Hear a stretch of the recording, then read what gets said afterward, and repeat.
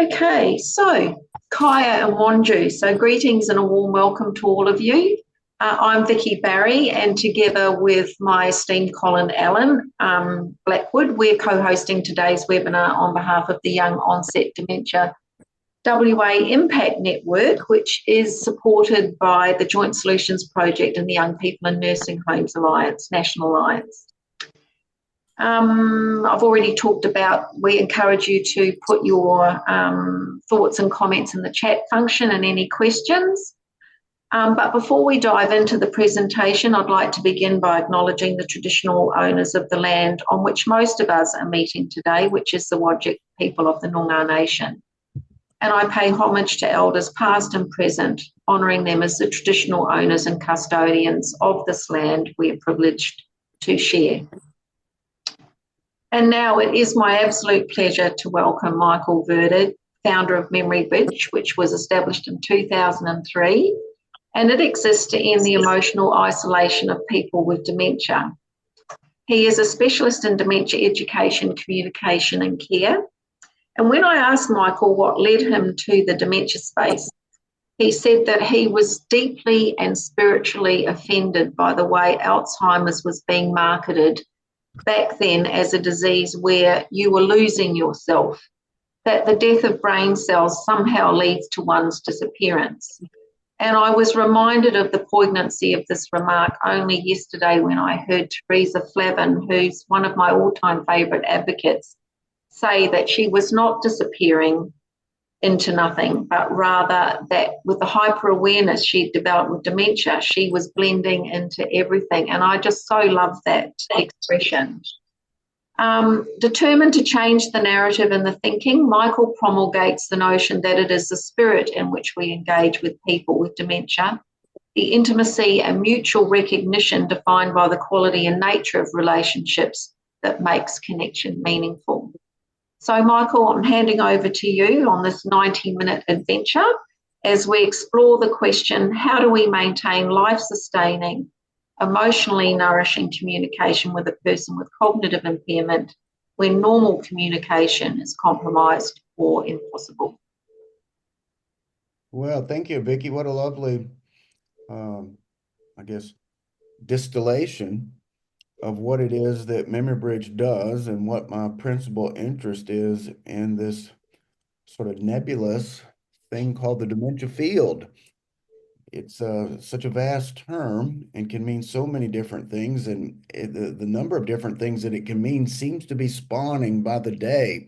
Those of you who happen to be in LinkedIn will know, or perhaps have noticed, that the intensity and the frequency with which attention is converging on this particular space, by which I mean the dementia field, is a really eye-opening. In 2003, when I initially took interest, first of all, the word dementia was not necessarily something that one heard often. All things were Alzheimer's disease.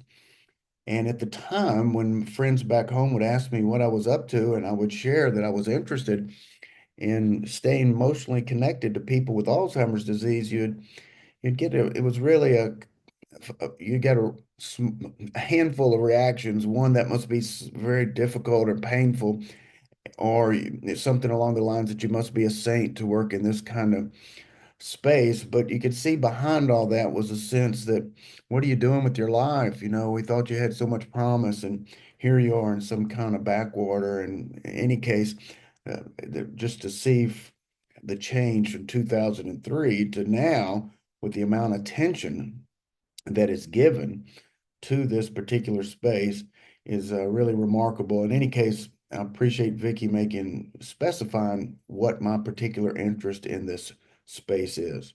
So as Vicky mentioned, our theme is communication, and more particularly, how is it that one maintains meaningful communication with a person who has cognitive impairment? And I want to step back just for a second and explore with you the beginning of you. And I want to make a distinction now between you and a felt sense of being the person that you are, the identity that you have of yourself, or the felt sense of your identity. And I want to distinguish that from your beginning as a biological organism and from my beginning as a biological organism. In other words, these are two genesis, you could say. There's the genesis of our existence as a biological creature, and then there is the genesis of our sense of being a self and any particular self. And developmentally, this occurs on average between 6 to 9 months after our birth. We begin to have some sense that we are a unique locus of attention, that we are distinguished from others, including our mother. In any case, this is the beginning point that I'd like for us to keep in mind, or at least to bring to the forefront of our mind, because it's going to call, I think, important attention to what we mean by communication and how vital communication is to our sense of being a person. So here we go. If I were to try to give some kind of visual representation of the beginning of you as the person that you feel yourself to be, I'm imagining this hand as my mother's face, and I encourage you to do the same of the face that met you in the world in a primary way. And apparently the infant does begin to distinguish a particular significant other from all others that becomes let's say, the ground of one's orientation to the universe. In this particular space right here, and it would be hard really to do justice to all the things that are taking place between the mother's face and the infant's face with respect to the infant's sense of being a person. It's not only obviously a visual experience, but what's happening beyond what is empirically verifiable is happening within the interior spaces of these two beings. And in many sense, the child's interior space is a buzzing, blooming confusion. The child has stimuli that's coming in from multiple different sensory conduits and has no organizational structure to make sense of all the sensations that are impinging on consciousness. So one of the things that the child is doing is essentially mirroring what the child experiences empathically as the mother's interior universe. And in many ways, the child's entire being is taking on some kind of structure predicated on this uh, dialectic between the mother and the child. And it is in this space that we are born as persons. And I'm stressing this because this is a very unlike our general assumption that our identity is correlated to brain cells or neurons. If you imagine the dementia journey, as most people do, then the dementia journey has somehow melded with this other trope of stages, so that the dementia journey is organized according to a set of stages. Upon diagnosis, someone's foot is on a conveyor belt, and that person is moving rapidly or slowly, depending upon the neurological and really interpersonal contributing factors. But not either way, the person is moving inexorably through a series of stages. And at each It is stage, that person is somehow imagined to be less of him or herself than I he or might, she was might not previous till I stage. get my internet. I think somebody has their speaker on. So, any case, if you got your speaker on, you might want to be on mute. It'll help us out here. Any case, we're imagining this dementia journey as someone moving from early to mid stage to late stage, and at every second along the way, this person is disappearing. And what I want to, the reason I'm bringing this to the forefront is that the background assumption of this dementia journey, as is conceived in those terms, is the notion that our self is correlated to brain cells. But if we go back to this other schema for conceiving personhood that I'm proposing is a crucial to our conversation today, then we can see that the self is not predicated on neurons. Certainly, neurons are mediating everything we do, but our experience in this space is not of neurons. What we're experiencing, neurons are mediating, but what we're getting is a felt sense of being a person, and we're getting it in this interpersonal dynamic. And if this is indeed the space in which our identity is born and the space in which our identity is sustained, then the only way that a person can lose him or herself in this conception of things is if the faces in a person's life turn away. This is two very different ways to imagine the long goodbye. We can imagine the long goodbye as brain cells deteriorating or because of protein accretions, a breakdown in neuronal networks. We can imagine the long goodbye, in other words, as a neurological deterioration. Or we could imagine the long goodbye really in more sociological or interpersonal terms. The only way a person experiences the long goodbye, in other words, is if the significant others and faces in a person's life say goodbye, either literally goodbye, or if they say goodbye in an emotional sort of way that can be just as tangible. So this is the space that I want to begin in because it calls attention to how crucial communication is to our being in the world. It's not simply a space in which we transmit information. Communication, in its most, let's say, primordial expression, is the very ground of our being in the world at all. You could almost say that a human being is a being insofar as he or she is being in relationship with another being. And I want to stress that in this dynamic here, there is probably no more emotionally intense or meaningful exchange that we've ever had in our entire life than the one that we had here. And that's important to note because in this particular dynamic, at the point that I'm imagining it, the child was not able to say a single word, certainly not a sentence. The child would not have passed a mini mental exam. The child did not very likely know what day of the week it is unless it was a very, very unusual child, much less who the president was or being able to count backwards from 100 by 7. And yet this infant was experiencing a kind of intensity of mutual recognition that it would be maybe impossible uh, to experience in a more profound way than we did at this point. And I say that to emphasize that there is nothing about cognitive impairment that impairs a person's ability to experience the kind of recognition that is absolutely crucial to our existence. In other words, this I don't have to have any certain degree of cognitive sophistication or prowess to be able to know if the face that is beholding me is beholding me with a kind of deep sense of affection, that there's something in this face that is assuring me that I belong and matter. In fact, just to emphasize how much of our identity depends upon this dynamic, I would say if I were to ask you to show me yourself, or even to go to a mirror and see yourself in the mirror, I'm confident that you couldn't do it. And I'm confident you couldn't do it because the self is not a object. It's not an entity that we could perceive in that way. You could see your nose and your forehead, but in each of those kinds of, let's say, evidence that this is me, someone could say, I see a nose and a forehead, but I don't see this thing called the self. And yet I'm guessing that we're all confident that we have a self, indeed, that we are a self, which raises the question, how is it that we can feel confident that we are a self if we've never seen this self? And I want to proffer for your consideration that we're confident that we have a self because we have caught glimpses of ourselves in another person's eyes. That our faces, in other words, are the magic mirrors in which we do see ourselves, if in fact that we do. Another way of saying this is that each of our identities are in each other's faces.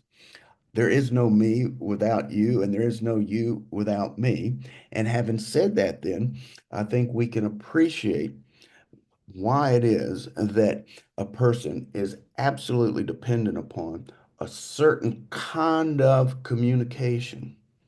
A certain kind of communication, in other words, is the very ground of our being, the very ground of our feeling that we are a person.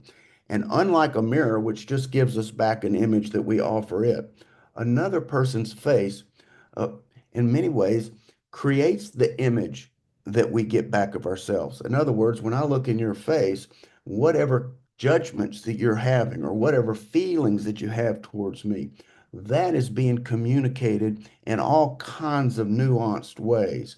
And thus, I am getting a sense of myself that you have been a significant creator of, which only emphasizes how much of our lives are in each other's faces or in each other's hands.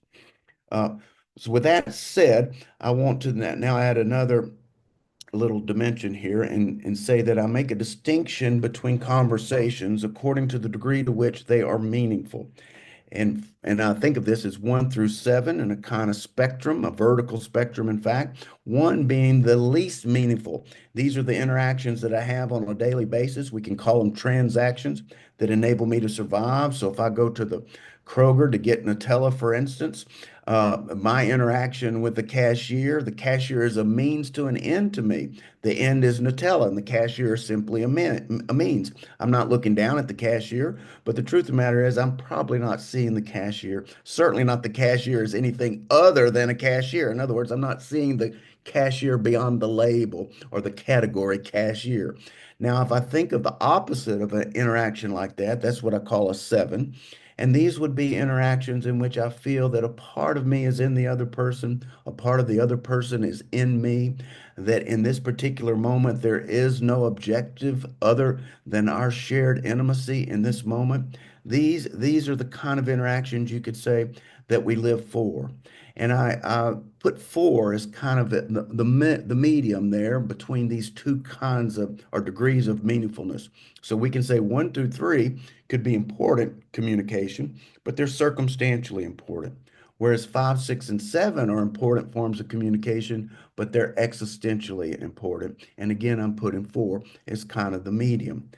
With this particular schema in mind, let me proffer to you a more, I find, a more meaningful because a more accurate way to make sense of the dementia journey.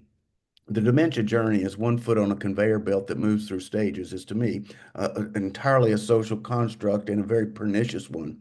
If any of us in this conversation today were to plug in that kind of horizon for our own future, we would instantly feel dis-ease. We might not have a disease, but we would feel dis-ease.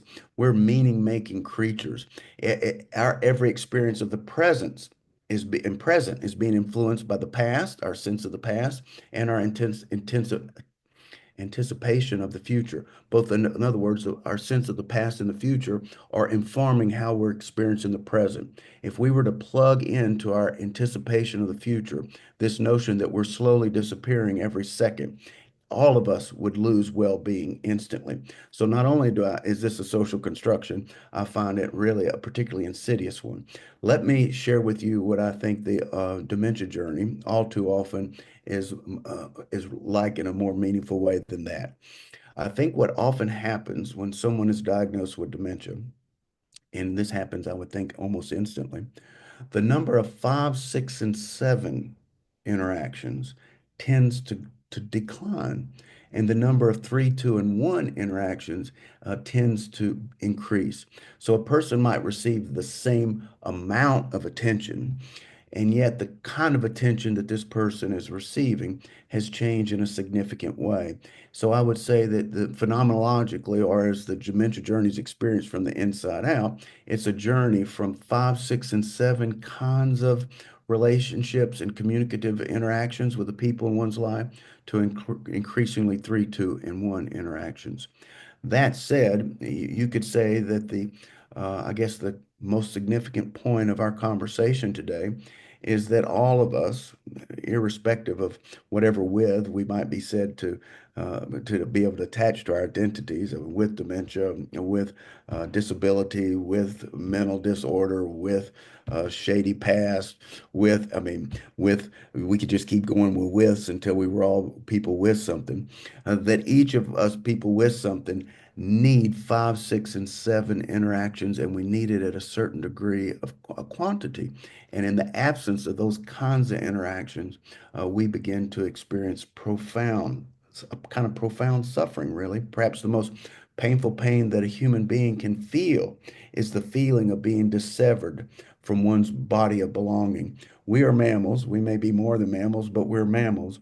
And mammals, in addition to their biological bodies, have social bodies. So mammals live in prides and herds and pods and gaggles. And evolutionarily speaking, if a mammal is cut off from its body of belonging or its group, that mammal is on its way to die. So our feeling of not being a part, of not belonging and mattering to other people, it actually elicits the same kinds of mechanisms that we would feel that our entire existence was in jeopardy, and indeed in many ways that it is. So this is, I think, the essential point that I want to establish, that everyone needs five, six, and seven kind of attention. And there is nothing about cognitive impairment, nothing at all, that impairs a person's capacity to participate in five, six, and seven level interactions. And I'm offering as evidence of that the fact that when we were infants, we were having the most sustained and meaningful five, six, and seven interactions and forms of communication with our one significant other, very likely our mother, but not necessarily always a mother, but someone in the mother role. We were having five, six, and seven interactions long before we could say a word or pass a mini mental exam. So that's the first point that I want to establish, and I want to reinforce that visually with a graphic. So if you'll say a little prayer to the technology gods, I will attempt to do what always gives me a great deal of anxiety, and that is to call up a PowerPoint through Zoom. So 1 second.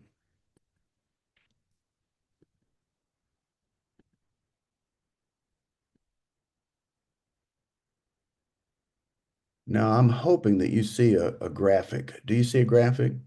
Oh, fantastic. Okay, real quickly, this is just a visualization of what I tried to talk through with you just now. You'll see here the spectrum from 1 to 7. And you'll see three as on one side of what I have labeled here, the Valley of Awkward, and then you'll see five on the other side. I want to stress that whatever we mean by person-centered care, if it's meaningful at all, and very often it isn't, if it's meaningful at all, it begins at number 5. That is to say, until we're experiencing something with that degree of meaningfulness, what we're likely receiving may be personalized care, but it's not person-centered care. And the reason it's not person-centered care is this. What Tom Kitwood, and this is the person who, well, he didn't coin the term, but he took a Carl Rogers client-centered therapy, and he sort of gave it a modification for this particular context. And this is where person-centered care, the term came from. What Kitwood meant by that was this: person-centered care is care for another person's personhood. Now, that kicks the can down the road a little bit because we have to know what personhood is, but at least that establishes that person-centered care is very, very specific. It's caring for another person's personhood. That may or may not involve a shower. It may or may not involve medicines or even activities. It is a very specific kind of care. In fact, Kitwood said that an organization could do a perfect care and tick every box and still not provide person-centered care. Okay, so person-centered care is care for a person's personhood, and this is what Kitwood meant by personhood. Personhood is a status that one person bestows on another person in the context of a relationship. It is a status like Mr., Dr., Dame. Uh, it's not a biological entity at all. It is this a social construction that we bestow. That was Kitwood's verb, which is simply to say we grant, as when the king puts the scepter on the yeoman's helmet and bestows knighthood. Kitwood said that we bestow personhood on one another, which is to say, again, that your I depends upon my you, and my I depends upon your you. We give each other our personhood, and I'm suggesting that we don't feel that we don't feel that our personhood has been bestowed upon us until that communication is meaningful In other words, I don't imagine that the cashier at the Kroger is feeling that I bestowed personhood on her. In fact, she might feel sort of irrelevant even, or perhaps just an object. It's not until we get to 5 degree of meaningfuls that a person feels personhood has been bestowed upon them. So this is really the schema that I want to establish here for our subsequent conversation, that communication uh, is really the ground of our being persons, but that communication needs to be understood as more or less meaningful, and that people with cognitive impairment of whatever kind are never impaired from meaningful communication. Now, it may be that at a certain point a person is not able to pass for participating in normal communication. But I want to stress that the criterion for meaningful communication is not normal communication, that these are two very different things, and that one can live without normal communication, but one cannot live without meaningful communication. Now, I'm going to hit pause right here. We haven't addressed the Valley of Awkward, and after we just open up the space for a second for a comment or two, I'm going to share with you a short video that I think makes very visually clear what is at stake in our understanding the difference between attention of a 3, 2, and 1 sort and attention of a 5, 6, and 7. But before I do that, I just want to hit pause, and I'll leave it to Vicky to facilitate any kind of questions or comments. It may not be a question, something that you want to put on the table before we move forward. Well, I've made one comment, and I guess what I feel has you've demonstrated for us, Michael, is that from my perspective as a care partner and supporting my husband for the last 12 to 14 years, that one of the noticeable things was the drop off in contact with friends, colleagues, people, that sort of thing. And that social isolation and, the lack of encounter, as you've put it in that context, really, absolutely, our world diminishes. And vicariously, even as a care partner, my world diminishes alongside his world because, contact our friends. We don't get invited to things anymore. And you have to get very creative. Like I was having to manage Michael's phone and make it look like he was still able to connect with his friends and things without him feeling that he couldn't do it. And of course they didn't know that I'm in the background doing that, but I tried to keep things normal for as long as possible. So, yeah, I think what you've demonstrated is exactly what, we know goes on. So, and how important that is. But I'll certainly open it up for others to comment.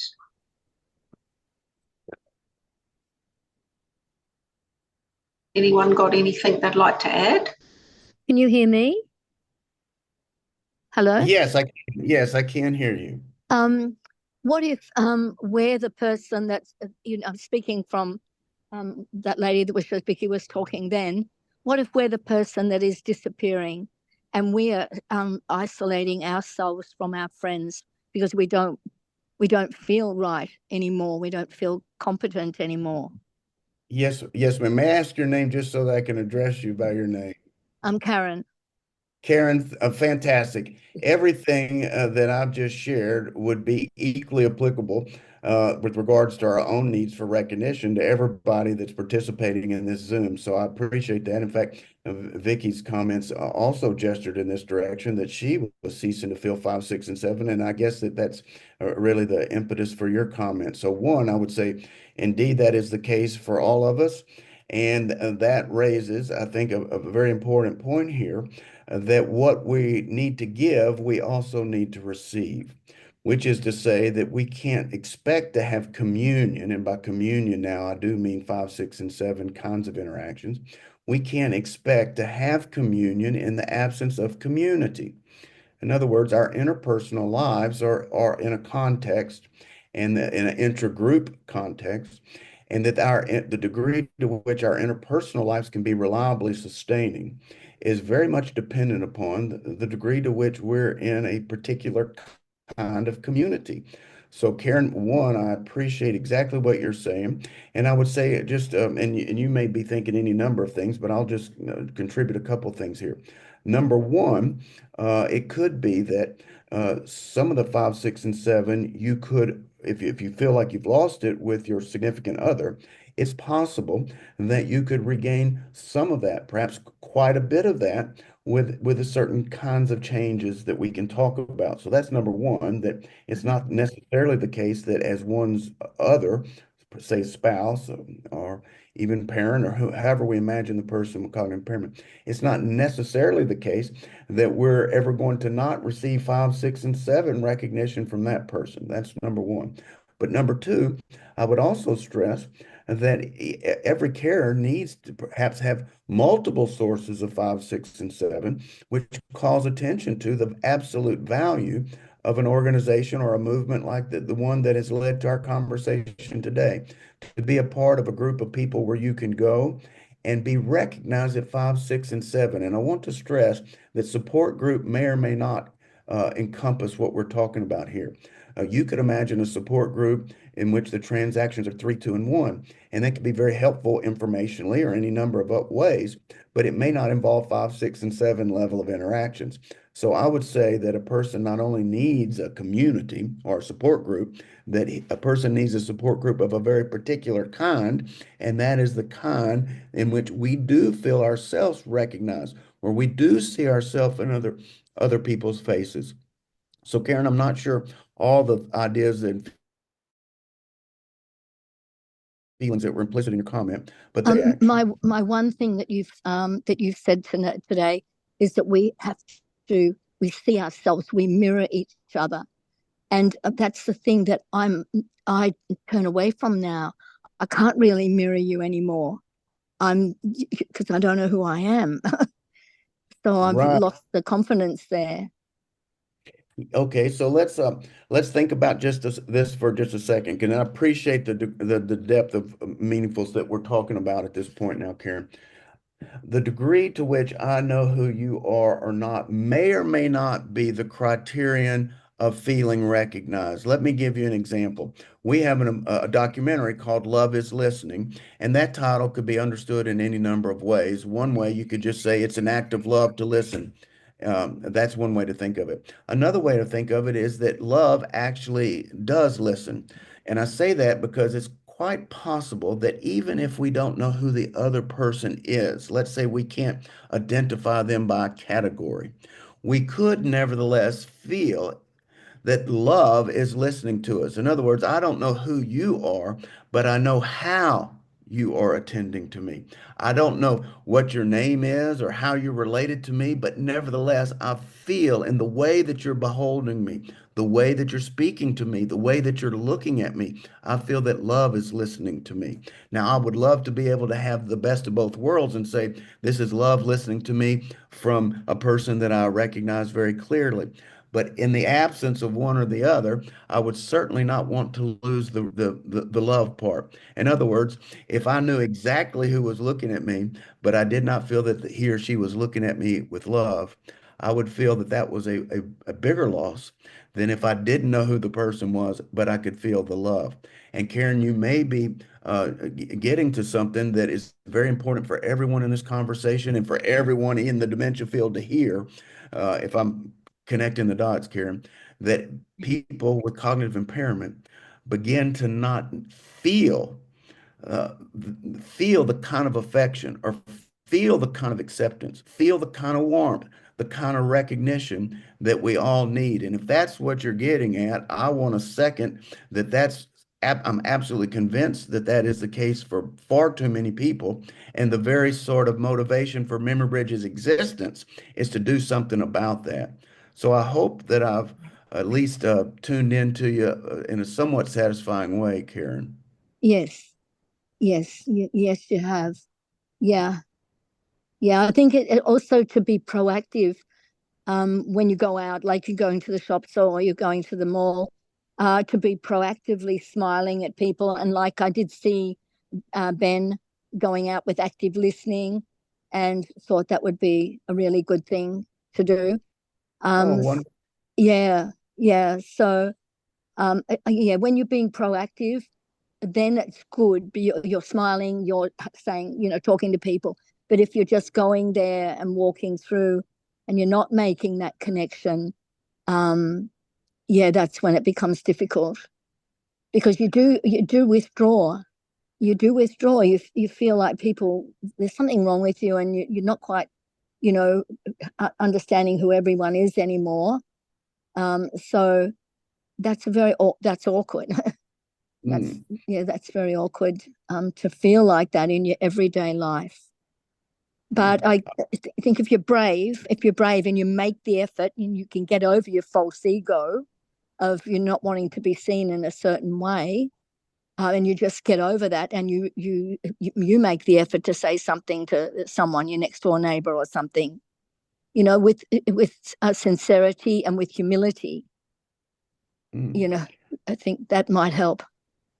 I'm so absolutely grateful to you, Karen, for speaking up and sharing what you're sharing right now. Everybody on this Zoom is blessed by the candor, with what you're sharing, and it's also bringing home, I hope, to everyone that what people with cognitive impairment are probably most looking for when they go out into the world is they're looking for a kind of connection in which they do feel recognized. If I was listening to Karen, the sense that I would take away here is every time I see and have a meeting or otherwise in the company of someone with cognitive impairment, I want to remember what Karen has just shared with me and take on board the assumption that that person is looking for a certain kind of interaction from me.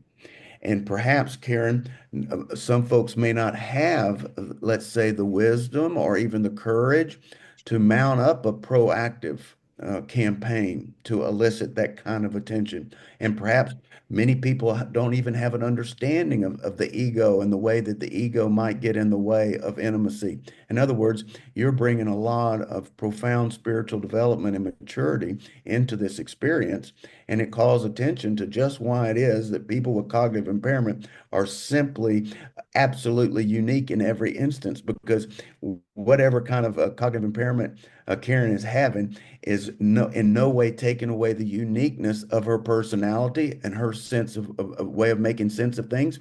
We can imagine someone with cognitive impairment who didn't feel that they could be proactive, or who didn't even know the term proactive, or for whom the term ego or false ego was not meaningful at all, and yet that person would have dementia. In other words, this category dementia in no way eclipses our absolute uniqueness. And I say that because Karen is really bringing it home for me of how absolutely unique in particular she is. And I'm taking great delight, Karen, and listen to the kind of self-talk that you have that buoys your spirits to keep interacting in the world and looking for a face that's going to look back with you in the way that we all need a face to look back to us. Jai, thank you. Yes, thank you. Thank you, Karen. Thank you. Anybody else? Well, before then, we share the short video. Second comment, two things that I noted in Vicky's comment was, one was how important it was for Vicky for Michael's friends to feel that Michael could still participate in normal sort of modes of interaction. And that calls attention to me of how important this normal stuff is for us. In fact, I would say that we are terrified of not passing for normal, and that's true whether or not we're conscious of it. We've all can recall what happened to the kids in first grade that couldn't pass for normal. They were ostracized or bullied. And whatever else we learned in first grade, we learned rule number one, always pass for normal. And thereafter that first grade, anytime we found ourselves in a new social context, what we were doing, consciously or unconsciously, is doing some reconnaissance in that space and trying to determine what are the norms here? What constitutes something acceptable? What's unacceptable? What gets someone looked up to here? What gets someone looked down to here? And in those kinds of assessments, we developed personas. And much of our persona exists so that we pass for normal. And I'm stressing that to emphasize uh, how terrifying it can be to be in the company of a person who can't pass for normal, and why it is that so many people with cognitive impairment are actually experiencing profound pain, because for the very ironic reason that the people around him or her are terrified of not passing for normal. Can you imagine a stranger reason why there could be so much unnecessary suffering than that we were terrified of not passing for normal? And let's note that normal is not something that comes down from the sky or comes up from the ground. Normal is a social construction. In fact, normal might be a long way from optimal. Once upon a time, it was normal for people to smoke on airplanes. Once upon a time, it was normal if you were in a Great Lake to just throw your rubbish into the water. People might not have thought twice about that. In fact, in my country, once upon a time, it was normal for black people to sit at the back of the bus. And people lived with that in a kind of total tranquility until Rosa Parks sat at the front of the bus and my country exploded. I'm calling attention to how terrifying, contradicting what passes for normal can be to us. And so we Yes. can put two and two together. If it takes a lot of cognitive capacity to pass for normal, and it does, and at a certain point, someone's cognitive situation is such that they can't manage their persona and pass for normal, and yet that person is surrounded by people who are terrified of not passing for normal. Well, we can connect the dots here and see that somebody is very apt to die of loneliness if somebody in his or her life doesn't say, you know what, there's something more important than passing for normal. Mm. Yes.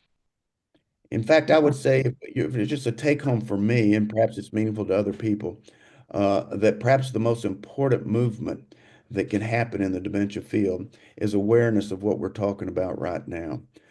Because there's a lot of best practices, even, or techniques that if you really peel away what their motivation is to keep us protected from things that make us feel awkward. Let me give you an example. Redirection. Redirection constitutes a standard practice in many contexts. Well, what is this? Redirecting, even though the term gives the game away. I'm imagining that I'm your director. Very likely, what I'm doing with redirection is anytime something starts to feel uncomfortable, I'm redirecting the situation until I do feel comfortable. There may be instances when redirecting is crucial. If someone's walking into the street and they're about to get hit, I think redirecting that person quickly is a good idea. But if our entire, let's say, default setting for caring for people with dementia is to redirect them every time someone feels upset or starts to do something that we don't think is socially appropriate, I can't think of a better recipe to drive someone crazy than that. Can you imagine a child if every time a child felt something very strongly, that child went to his or her parent and the parent redirected that child would be in danger of being seriously ill psychologically. Uh, think about tools in the toolbox. We're going to conferences and workshops to put tools in our toolbox. Boy, how about that metaphor? The only thing I can imagine using tools for are objects. The fact that we not only imagine we're putting tools in toolbox, but that we broadcast it on brochures, it says something to me about how we're deep down imagining people with cognitive impairment. Or behavior management techniques.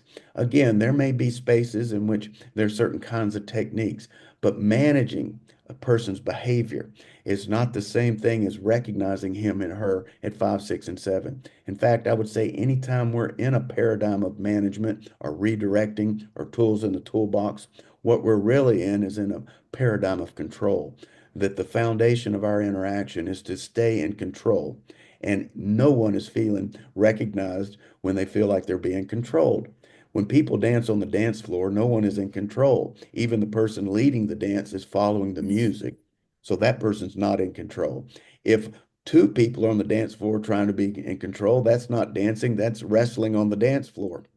And I'm using this example to stress that the opposite of control is not out of control. When two people are dancing on the dance floor, they are not out of control. In fact, they have greater degree of coordination than you could ever achieve through mechanisms of control.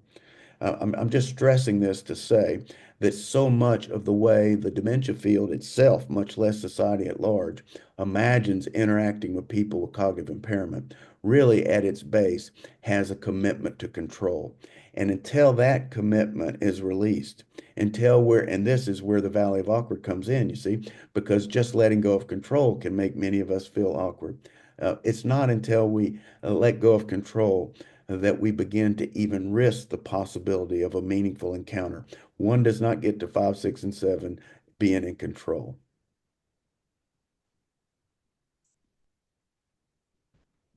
Well, if there's no comment, then I'm going to try something even more technologically, what I want to say, adventurous, and I'm going to try to share a short video. So cross your fingers.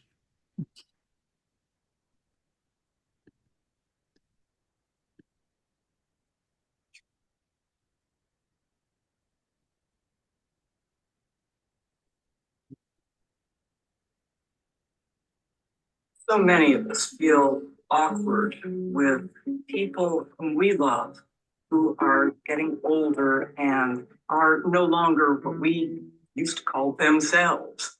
They aren't able to speak as well. They perhaps have problems with their bowels, all kinds of things that make us uncomfortable. We want to still love them, but we feel uneasy. We're anxious about it. I've been drawn to working with people with disabilities for years and years. It's sort of a passion for me to build a bridge if I can. What do you think that's all about? What do you think love's all about? Yeah.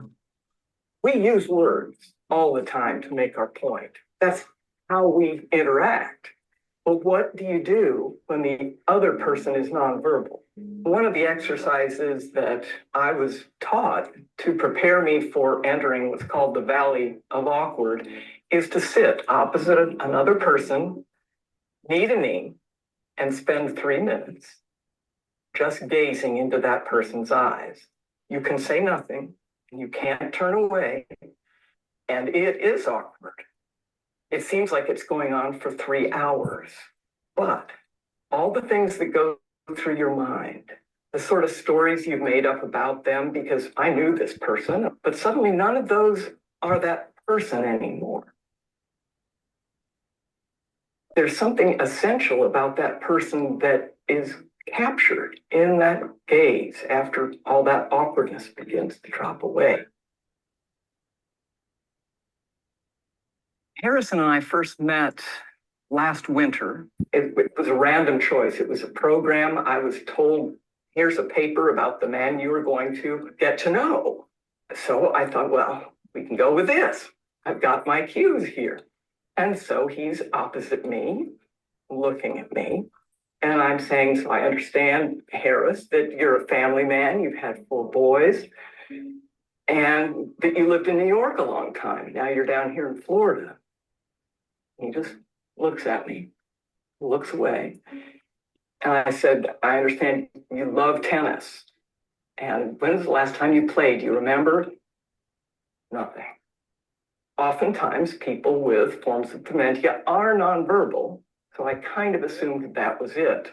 However, as we sat there and he was playing with the rings on my finger and just looking down and occasionally looking at me, a very attractive assistant walked by. And he just turned and said, nice ass.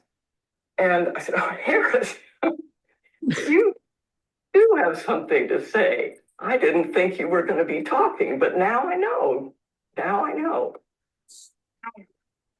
Harris is a character. He likes the ladies. That's something that anyone will tell you that knows Harris. So it's been interesting to see as he grows in his relationship with Darcy, how that has actually somewhat shifted. He at times would kind of reach out and touch staff, not always appropriately, and make comments here and there, or kind of be withdrawn, but always kind of stare and this whole thing. But it's been interesting to see that since his relationship with Darcy, which she's mentioned too, that he really doesn't do that as much. It's almost as though they've gotten to a deeper level. I think there are these tests. We're constantly being tested in certain ways. We go through trials, and your character is formed in those trials. You know, what are you going to do with Harris? How are you going to relate to a person with dementia who seems to be so set on offending you? How are you going to respond?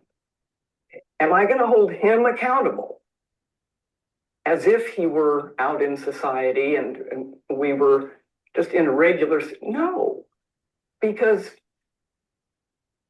he's saying things that people think, but he doesn't have the filter. That's all it is. So am I going to reject him for not having the filter?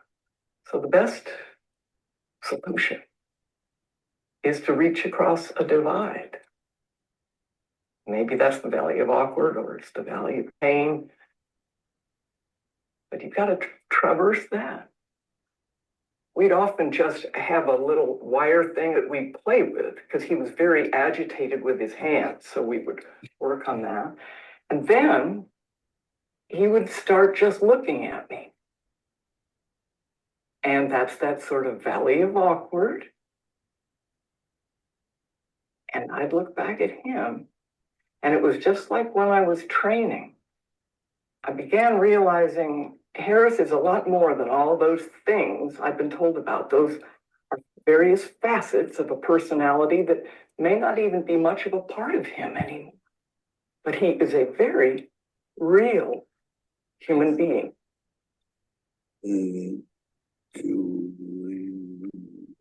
Live it to believe it. Believe it. That made me more committed to him. This thing that was going on, finding out who he was inside of himself, outside of all the stories.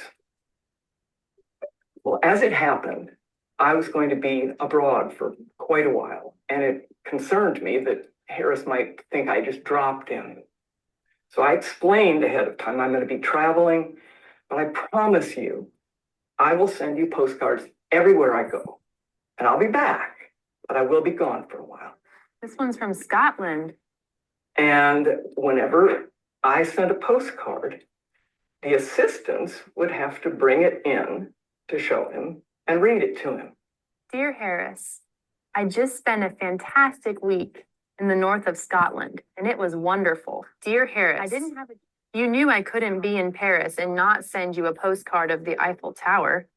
But what really makes Paris beautiful? I am writing this from Madrid, Spain. I've had a fantastic. I would always say, I miss you. With love, Darcy. And the assistants, whenever they gave him the card, discovered he would always put his finger on those words. I miss you. I love you. Isn't that pretty? I didn't know all this was going on. But things began changing for the assistants who worked with him. The assistants no longer feared him being the obnoxious guy in the wheelchair in the hall who was going to say something inappropriate, because he had stopped saying those things. There's been a lot of growth on Harris's part, but also on the part of the staff. They're looking at Harris as more of Harris instead of the resident that acts that way or does those certain things.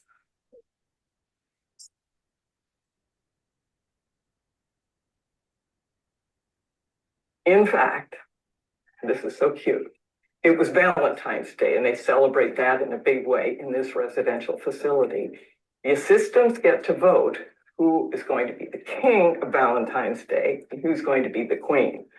And in years past, Harris would never have been a candidate. This year, he was named King of Valentine's Day by the assistants. 2015. And he never declined from that. He never reverted to the challenging and offensive behavior. He did become completely nonverbal, but our gaze never changed. We could look at each other. He knew me and I knew him. I could hold his face. He'd look me steadily in the eye. Sometimes he'd look away and then he'd come right back. And it was a heart-to-heart kind of dialogue. But that was the real person, in spite of all the words and the connections that normally we use to talk about a person, to categorize them. He is this, he is that, you're a father, you're a businessman. No, there's just this soft thing inside that is the person. And he saw that person in me, and I saw that person. Past all the sexual innuendo and bravado, what Harris really wants is to be loved. That's what I want too. And what is more human than that? That's just who we are as human beings. We know we're real, we're loved. So that's the challenge. Harris, can you love me and can I love you? Can we do that together?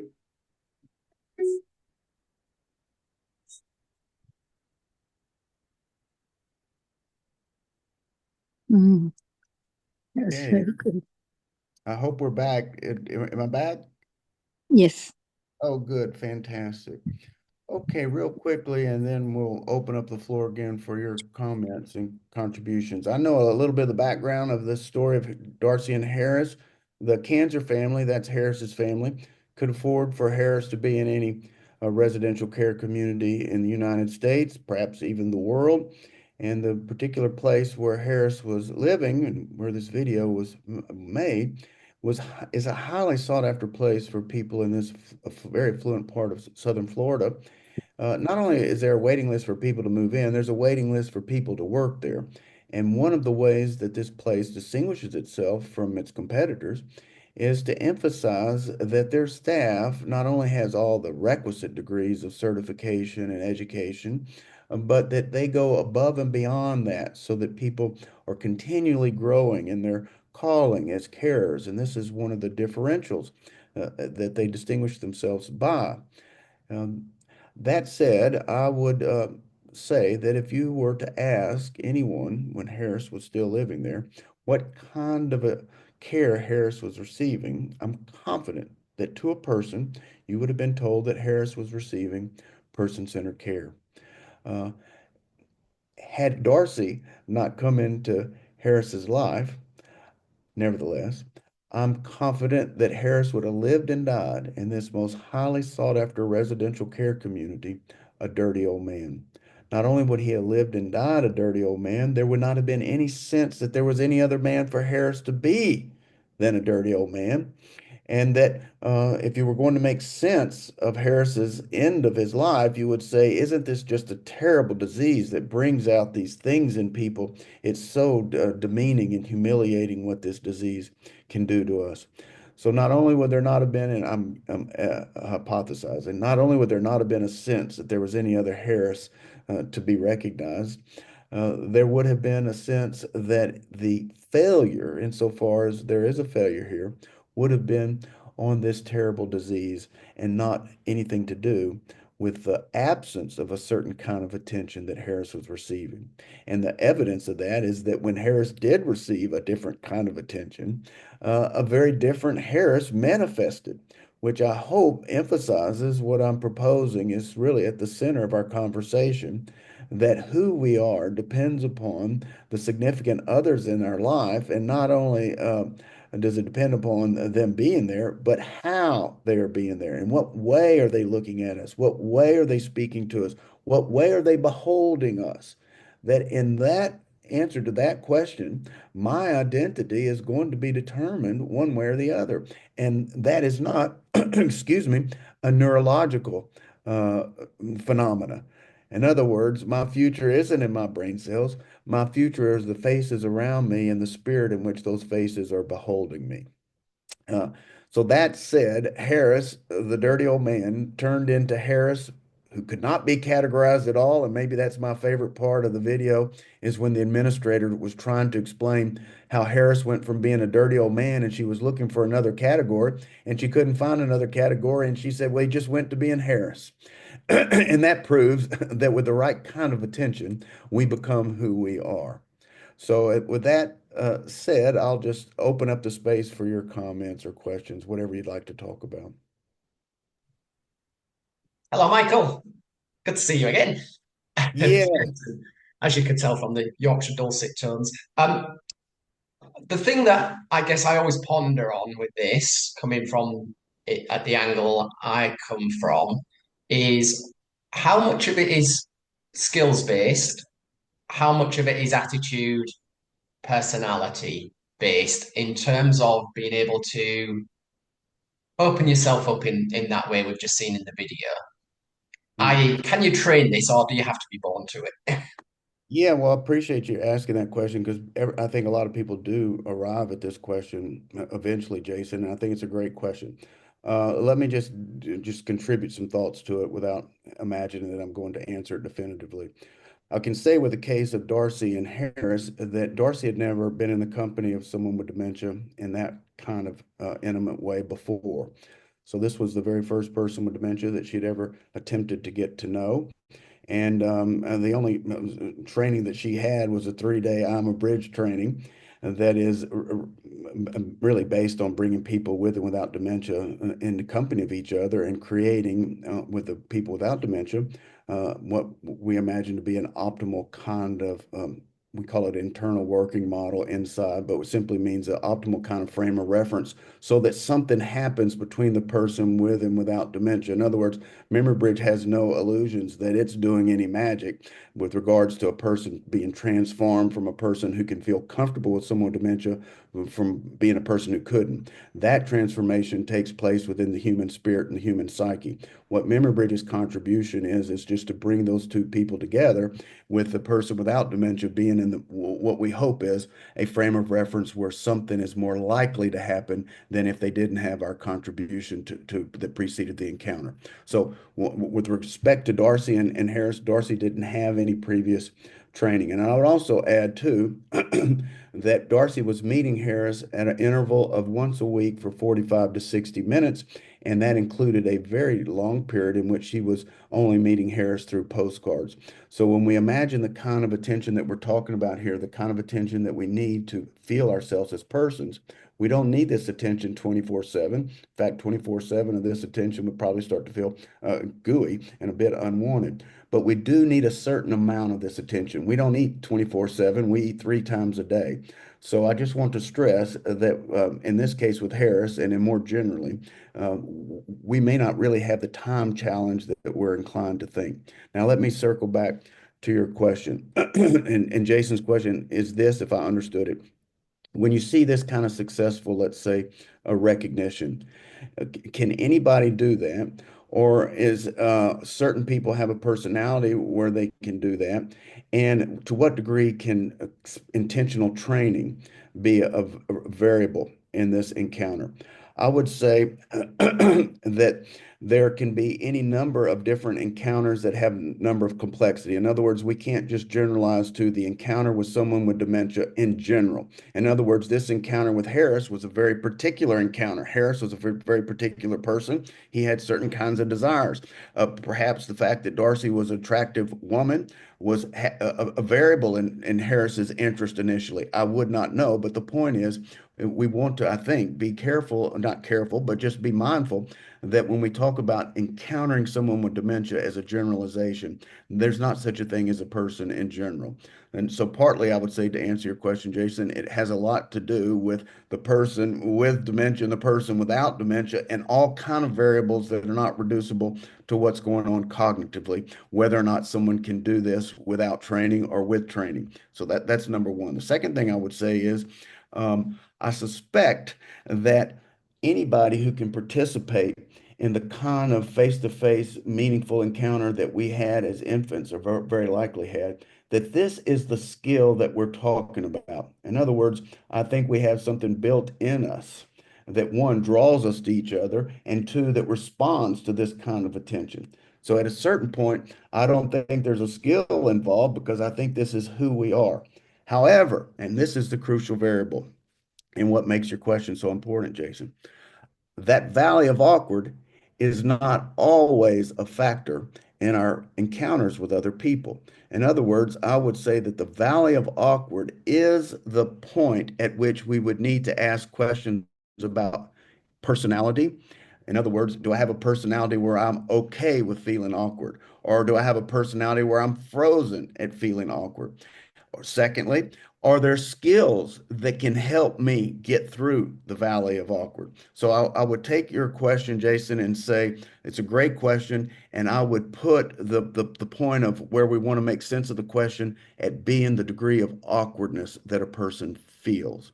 So it could be that someone feels a great deal of social anxiety around anything not normal, but with the right skills training, with the right support, that person could learn, could acquire a capacity to move into and through the valley of awkward. In other words, the skills that we're talking about might not be techniques. It might involve skills related to this accepting that I'm in spaces that I haven't been acclimated in before and coming to understand a new way of being that's part of my calling. You certainly, I don't think, could say if you're going to be a care person with dementia, that I simply just can't do things that are not normal. Because at a certain point, people with cognitive impairment, many people anyway, are just not going to be able to pass for normal given how much cognitive capacity that takes. So being able to be in spaces that are not normal, I would say is part of the calling. Can training contribute to that? I absolutely believe in my heart it can if we understand training in a certain way. In fact, the I'm a Bridge training is predicated on that. Is it the case that some people just by personality type are more comfortable with things that are unusual? I would say definitely that is the case. And furthermore, we have different life histories that make us more or less comfortable with things that are not normal. Real quickly, I would say my stepfather, who just passed away and who I love dearly, nevertheless was somebody that made my life in many instances very uncomfortable in many ways. My brother says about his dad, my dad never passes an opportunity to make something socially uncomfortable. But because I grew up with a stepfather like that, I feel pretty comfortable in things that aren't comfortable. But that has to do with my developmental history and not necessarily, something that's predicated in my genes or what have you. So anyway, let me just go back and just say, in general, Jason, I would say that that question should be asked with our eye on the Valley of Awkward. Do we need skills to get through Valley of Awkward? Can skills get us through the Valley of Awkward? Are there some people that are more comfortable with things that aren't normal or what we perceive as normal as others? And I think, yes, there are people, and I do think there's skills that can get it through us. Last thing I want to say, however, if our skills training does not involve having an ability to pass through awkward, and our skills can only be applied at 3, 2, and 1, I would suggest that someone who did not have skills, who could pass through the valley of awkward and meet us at 5, 6, and 7, would be far more effective as a carer, not just effective, absolutely vital as a carer, than someone who mastered every skills possible training in the world, but simply could not do not normal without redirecting the situation. So that, and Jason, your experience in this is equal or more than mine. So if you have some contributions, don't feel that my answer needs to exhaust the possible ways of making sense of this space. Not at all, Michael. Thank you. It's a good conversation to have as we look at development of people in order to step into that space. And I think you're right that focus around. I think at the moment we tend to teach mostly knowledge, if I'm honest, in dementia care, which no, but I've never had a family member say to me, "I really love our support worker because she knows all about the temporal lobe or the occipital lobe." You know, There um, you I hear I love our support worker because she's part of the family. What does that mean when you unpack it? She has the ability to make that connection. Um, uh, so I think you're right. That valley of awkward stuff and how we change our training, because even the skills-based training tends to be quite mechanical. And I love your toolkit comment because I see it all the time. Is that we see it in a very mechanical way. This is a broken engine in a car. Here's the tools that you need to fix it. It kind of has that same resonance a lot of training. And so that more nuanced training that helps people understand why they're feeling uncomfortable and then gives them the strategies to move through that is the bit that is so desperately lacking still, I'd have to say.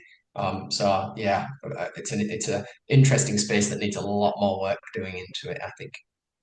Well, fantastic. And I applaud the amount of work, and particularly over the last year, I know that you've been working on an incredible project, which the world will know about sooner or later. But I appreciate how much of your life you've invested in making sense of this in all kind of different ways, and it's just inspiring to me. One thing I'm thinking right now is that perhaps the system or the field itself is uncomfortable at giving up control. In other words, the individual carer might partly be feeling controlled. I'm thinking now about professional carers or people that are working in systems. That person, him or herself, may be feeling controlled. And in fact, that person may feel like his or her responsibility is to manage the person with dementia in a way that he or she, him or herself is being managed. In other words, we might be managing ourselves all the way down, and that the person who is, let's say, the last turtle and turtles all the way down is the person with dementia who is receiving this mentality of management. And one, I think, would need to raise the question in a very important way at a certain point. How much of the dementia field is absolutely invested in not letting go of control for matters of efficiency? Perhaps in the accounting department, three is as far as we need to get to fill beds. I don't know. I'm raising the question that cares, in other words, part of what's contributing to what we call their internal working model are the systems that we're in. So this, I think, question could be looked at from a lot of different, let's say, context of consequence.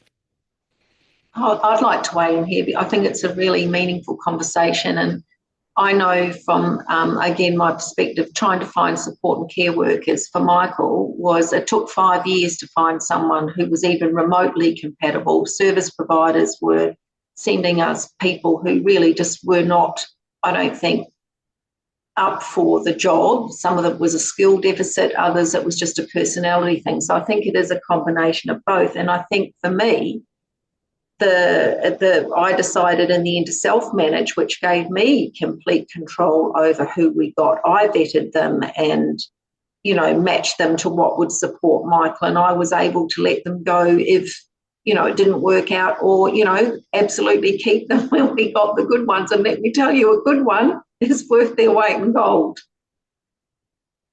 Yeah, thank you. And I'm guessing, Vicky, that you would say, as Jason did, that the good one amounts to, in this instance, somebody with whom Michael would feel recognized. That's my guess. That Michael, in other words, was the ultimate judge of a good one or a not so good one, and that Michael was making that determination, consciously or unconsciously, based on the degree to which Michael was seeing in that person's face an image of Michael that Michael could identify with and want to be, as opposed to an image of himself that was objectifying or othering or otherwise demeaning.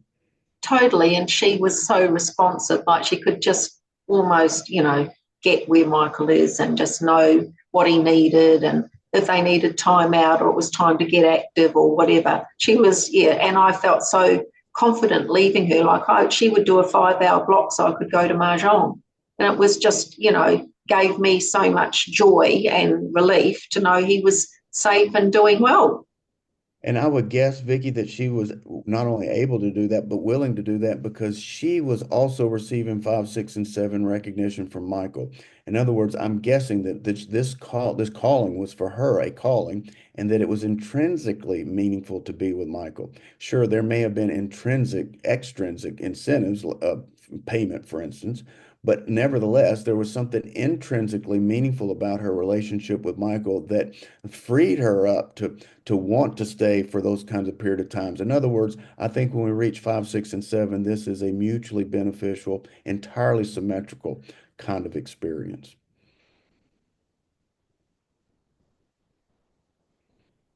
I would also like to comment that I guess, well, in certain countries, I guess we're becoming much more multicultural, and I know care staff can absolutely have quite a diverse background as well. And, as a person's dementia progresses, they may lose English. And so there is this cultural barrier, this communication barrier, which can automatically happen in care. And I see this could also be quite powerful. It's to some way, maybe these are two people that wouldn't have had a common communication language to begin with. but this is on more of a human, a being level where I see it could be really powerful because you're sensing the sense of like personhood and the person, but both of them, because I guess also what I have heard is, people say, oh, we have people coming from other countries, they may not, may not understand the same sort of things. And maybe it's that management, and they're feeling quite managed. So they feel like they can't make connection because their family dynamics and the way they care for their elderly, this can be quite a foreign type of care. But I think this could be a way where the care worker can get connection, understanding, and meaning in their work, but also the person for dementia, maybe they may not have been able to communicate, even if the person did have, the ability to communicate. So yeah, thank you for sharing. I just had that thought that, wow, considering, the mix of cultures and sometimes, the care difference, I think this is such a leveling field. Yeah. Is this Karen talking? I just want to No, know. sorry, my name is Debbie. Debbie, thank you so much. What you just said, I think, is absolutely so profound and insightful. If we go back here to what I proposed as kind of our initial starting point, what we're talking about in this space is not culturally specific. This is species specific.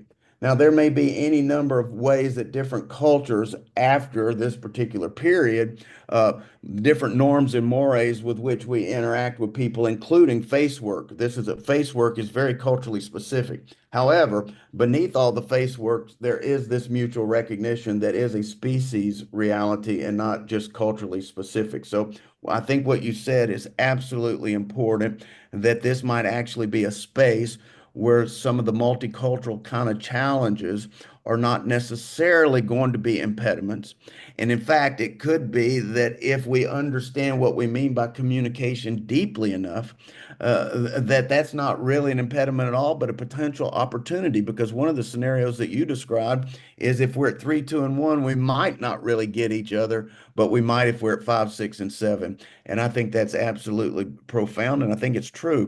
And we could take Darcy and Harris. My guess is if Harris was at his best cognitively, Darcy and Harris would have never met each other in a space of 5, 6, and 7. That is my guess. Now, we would certainly don't want to romanticize cognitive impairment or think that this is a great opportunity in many ways, but nevertheless, once this is a reality, I do think we could turn it into something that was more or less redeeming and life enhancing. And maybe the answer that I'm just talking off the top of my head now is really, instead of thinking about stages moving from early to end, we begin thinking about depths of intimacy and the possibility of depths of intimacy, because someone could be experiencing 5, 6, and 7, 5 nanoseconds before they pass away, which means the end stage in this model could be very, very different than the end stage in the typical way we think of the dementia journey.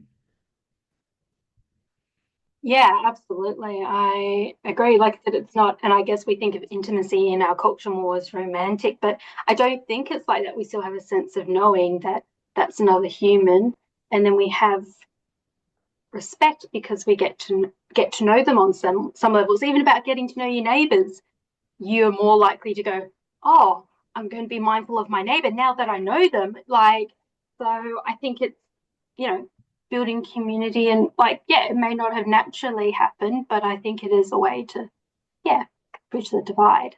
So, yeah. Thank you, Debbie. That's really powerful. Thank you.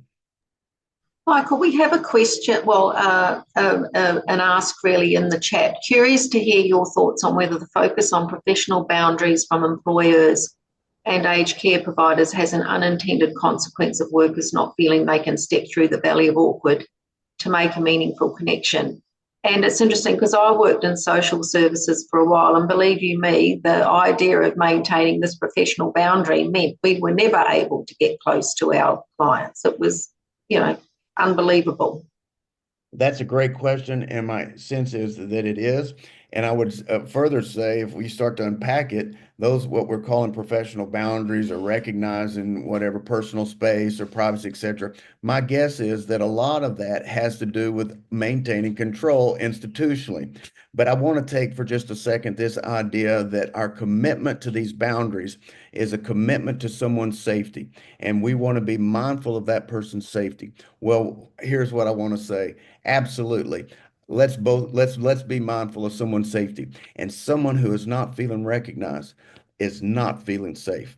There could be no situation that could be more traumatic than not feeling recognized. In fact, the things that we're learning with the polyvagal theory and these other kinds of things about the connection between the mind and the body, the number one way that a person feels safe or not safe, the number one way has to do with their social interactions. In other words, we may have both bed rails up, but if the person who's coming to speak to someone behind those bed rails is causing that person to feel apprehensive or to feel not recognized, that person is not safe. So whatever the let's say the rationalization is for these boundaries, it would be absolutely absurd if a society got so sophisticated in their recognition of safety that they made it somehow illegal or unethical for people to feel recognized. It simply just makes no sense whatsoever if we apply certain kind of realities regarding spaces in other contexts, say in elementary schools or high schools. Absolutely. Do you want the teacher and the student to be face to face rubbing each other's cheek? Of course not. I mean, I can't imagine, but maybe there's some situation, but it strikes me that you wouldn't. But to apply those kind of boundaries into the context of someone with cognitive impairment whose only way perhaps of feeling deeply recognized would involve touch of that kind of intimacy. This is a real. In fact, I would challenge that person's not deeply concerned about the safety of someone with dementia, because there's nothing more unsafe for us than to feel emotionally isolated. I think, Michael, it's really interesting as well. And I've always had a theory from day one, really, of my horrific experiences at the beginning of my career in a psychiatric institute. Um, how much of the neurological decline is actually because of that, as opposed to the death of cells in the brain? And it's a hard thing to evidence other than anecdotally. Um, because anecdotally, I've met so many people who have started to close themselves off, shut themselves down, totally disconnect, becoming that semi-vegetative state, as the medicos would call it. And yet, with compassionate and careful and uh, care and connection, you see improvement, significant improvement, which shouldn't be surprising, because we all know as human beings we need this to feed our souls and our spirit, and without it, the soul and the spirit dies.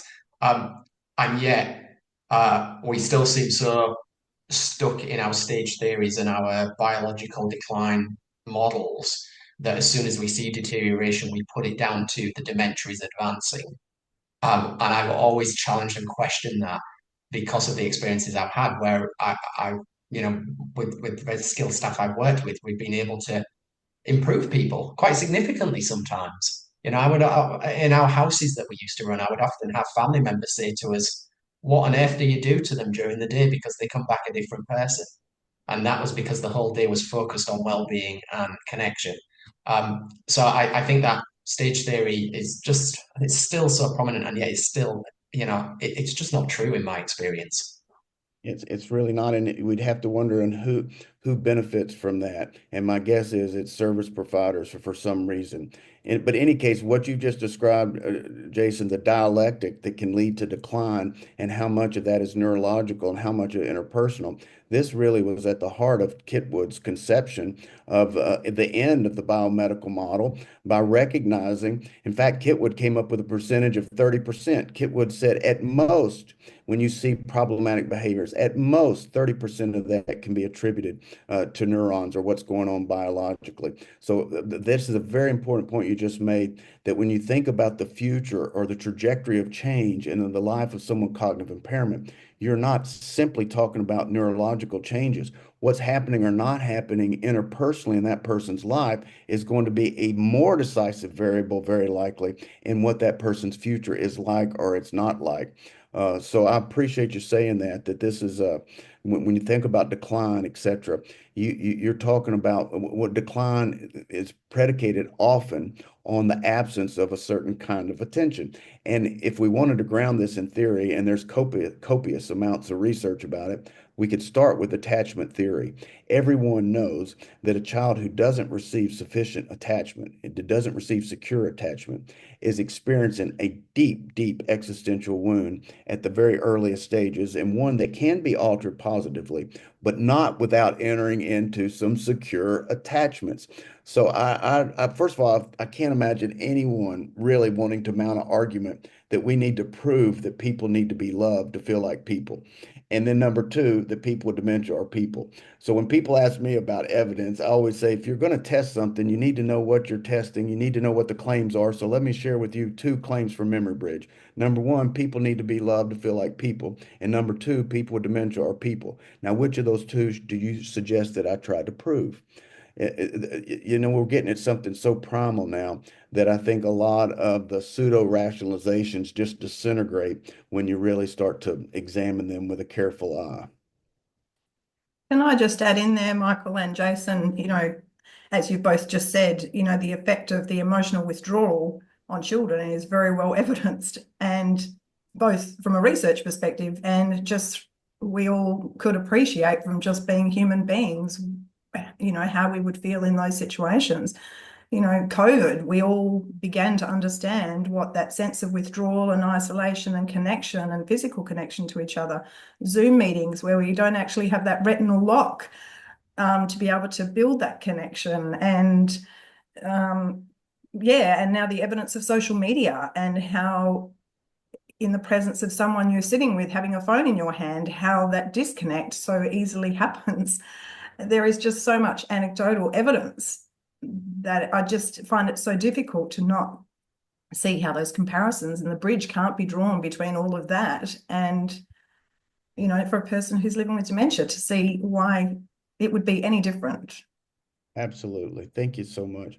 Listen, folks, I just want to say this has been one of the most stimulating conversations intellectually and imaginatively I've had, sincerely, in some time. So I really, really appreciate what people are investing in this conversation. And Vicki, I just want to thank you for inviting me to be a part of what your organization is doing. I don't think it can be recognized enough what a force you personally have been in consciousness changing, and the people that you're befriended and partnered with in this effort. I just want to extend my deep praise for. Oh, that's very generous. Thank you. And listen, Michael, I can never get enough of what you have to say, honestly. And, this takeaways from me today, that whole terrified for not passing for normal and the suffering that comes from that and the isolation. And I just loved Harris and Darcy and that, nice ask to King of Valentine's Day to just being Harris. I mean, that sums it up for me. And what Gail just said about the bridge and and how you've talked today about the bridge across the valley of awkwardness. I think, they're the real take-home messages from today, and just a deep dive. So thank you very much, and to all the participants for hanging in. It's been wonderfully rich and insightful.